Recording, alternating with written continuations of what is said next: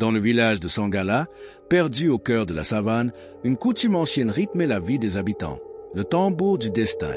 Chaque année, au début de la saison des pluies, un grand tambour sacré résonnait dans la nuit. On disait que son battement dictait l'avenir du village.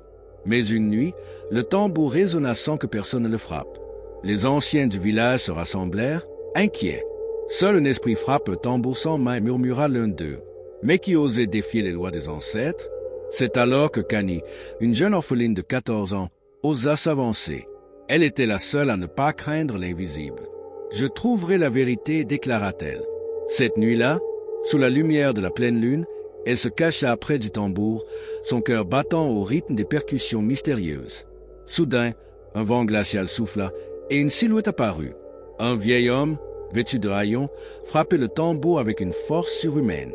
Mais ce qui terrifia Kani, ce n'était pas sa présence, c'était l'absence de ses pieds, flottant au-dessus du sol. « Qui es-tu » demanda-t-elle d'une voix tremblante.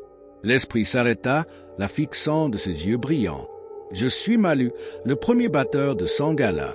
Jadis, j'ai trahi mon peuple par orgueil.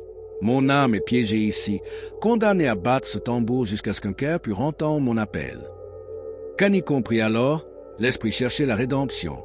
Elle courut réveiller les anciens. Ensemble, ils organisèrent une cérémonie sous l'arbre sacré.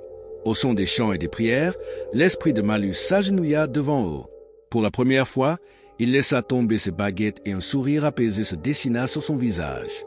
Dans un dernier souffle, il murmura « Merci, je suis libre ». Depuis cette nuit, le tambour ne résonna plus jamais seul. Mais Kani, la fille qui avait écouté l'appel de l'ombre, devint la nouvelle gardienne du village. Morale de l'histoire, écouter les voix du passé, c'est protéger l'avenir.